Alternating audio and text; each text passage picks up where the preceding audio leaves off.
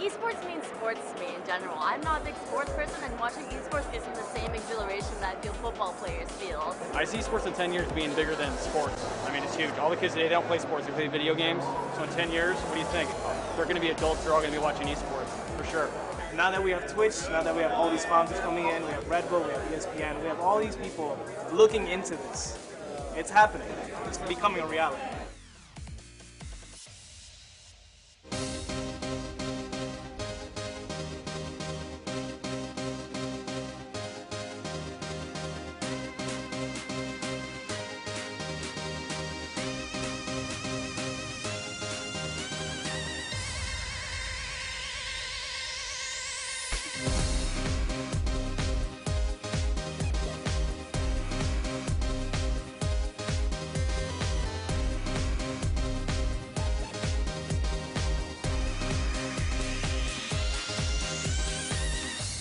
Esports means competitive gaming. That's all it is. People who are passionate about a game, be that bowling or billiards or Killer Instinct or Mortal Kombat, whatever, and they want to train and they want to be the best, right? It's in here. It's a burning desire to be number one at something. You know when you want something so bad, but you know it's really hard to get and almost like impossible, but then when you finally, when you do it, you're like wow, like, I did this? Like, everyone is speechless right now. This match should be over. Impossible. 10 seconds. This is going to be nearly impossible for Rico. And he went for the counter breaker. CD Jr.'s going to take it. Your Killer Instinct 2014 champion is Sadira. Congratulations to CD Jr. as well as to Rico Suave and all 300 plus people that entered. You guys made this game what it is today. Absolutely. I was crowned the world champion once, and that feeling is just something nobody can ever take away from you, man.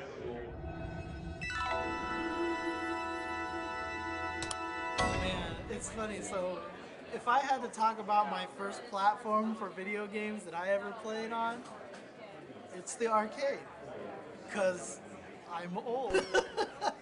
I'm very old, and I started playing video games before there were home consoles. Literally before Atari 2600, before Odyssey, before any of those. I was playing games like Dig Dug and Targ and Starhawk.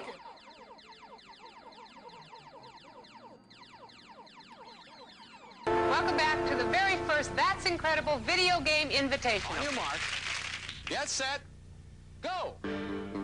At 16, Ben is the youngest competitor, blasting his way toward the 50,000-point goal on Cosmos. Darren is 19, and he works full-time as the manager of a video game arcade. Todd is a computer science major at San Jose State University. He's also 19. Ben is taking it early.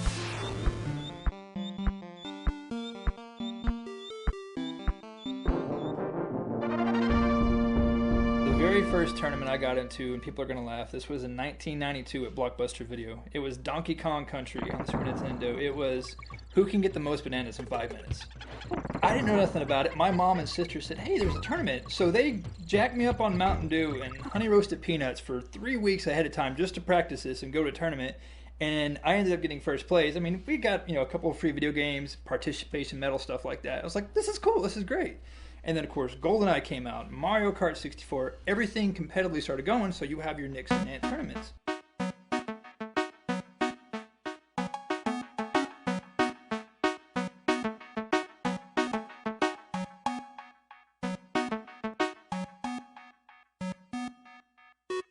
I played Legend of Zelda, Mega Man, and Mario Brothers back in the Nintendo. The Super Smash 64.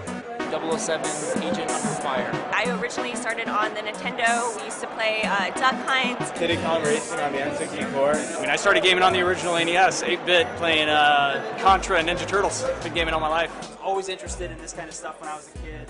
I would play a Mario game or a Mega Man game, and then at school I would be doodling new levels in my notebooks and coming up with new bosses to fight. And I don't know, there's so many cool things that can be done that haven't been done. See how your bar goes down? You never want to go down that far. Oh, here, Warthog. Michelle Steele has more with the CEO of Major League Gaming. Michelle? That's right, Matt, and that CEO is Sundance DiGiovanni, who founded Major League Gaming in 2002 and built it into the biggest professional video game circuit in the nation. So, Sundance, let's hit the ground running here, just so that we're on the same page. It's basically a circuit for people who play video games professionally. In 2002, I was reading about a guy named Sundance in New York who said, hey, I want to link Halo together and call it MLG. So we go up to New York, start in his basement, just a bunch of nerds that smelled like ass, just all playing together, having fun at a tournament. I didn't know what Halo was. I got my ass kicked, but I enjoyed it, and I wanted to play more. I bet you guys. Oh, there's a guy up there. Yeah. 2 of them. 3 of them. Oh, there's about 5 of them out there, baby. In 2004, whenever we went to Vegas, and there was a sub-qualifier for Halo 2 that was coming out for a big tournament, I ended up getting first place up there. I ended up getting my pickup truck, my old one I had, my old red one, and I ended up getting like 10 grand worth of cash. Next weekend is the Call of Duty World Championships. The prize pot for that is $1 million, so the top team will take away $400,000. Maybe I could get it. We used to play for $5. Now there's $1 million? What the hell's going on here? It's interesting how the world is expanding and how much bigger it gets. The reason why esports is so important for me is because it does allow a venue by which this talent can be showcased. We're glad you joined us and Blizzard players from around the world as we make gaming history. The world's most passionate gamers have all come together in Anaheim, California. The big day is here. Anticipation is high as we get set for this extraordinary television event. It's BlizzCon Live on DirecTV. Did we ever think we'd see arenas filled with people freaking out over like Dota and League of Legends and of course Halo and the different FPS games like Call of Duty? I mean, wow, right? I compare it to, for instance, national sports like NBA, NFL, stuff like that. To this, it's just a bunch of group of gamers from fighters to shooters to sports to whatever the case may be, all coming together and competing in front of audiences all around the world, from local events to major events to Twitch to whatever, all trying to have fun but achieve the same goal of becoming number one. No one wants to lose, but everybody's just trying to get that one big piece, but at the same time they're having fun together doing it. Just playing video games, what they love to do. It's their passion.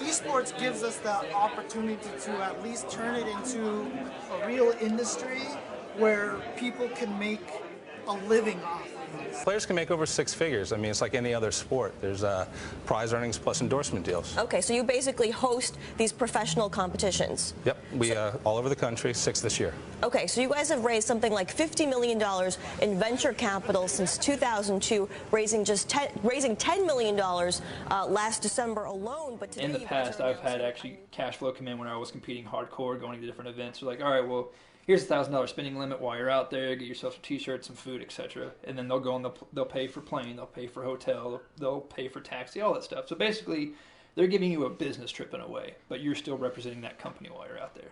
You can do tournaments. There's people that do Twitch streaming. There's people that do YouTube. There's so many different opportunities to make money in this world. Whether it's $5 or $5 million, it just depends on what suits you best, how well your personality is, and who you know as well. There are sponsors now who are looking at the community just with such passion. On today's show, we're talking about why we're here and what this is all about.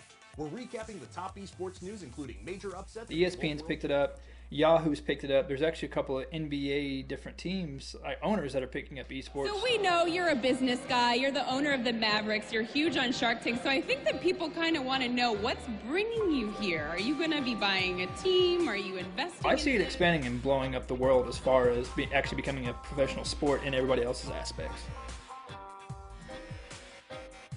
We're trying to expand the world of esports. It takes baby steps, but eventually, in 10 years, I hope it blows this whole place up and just goes everywhere across the U.S. and international. It'd be phenomenal. This is a real sport, and people are going to figure it out really, really quick. It is a real sport.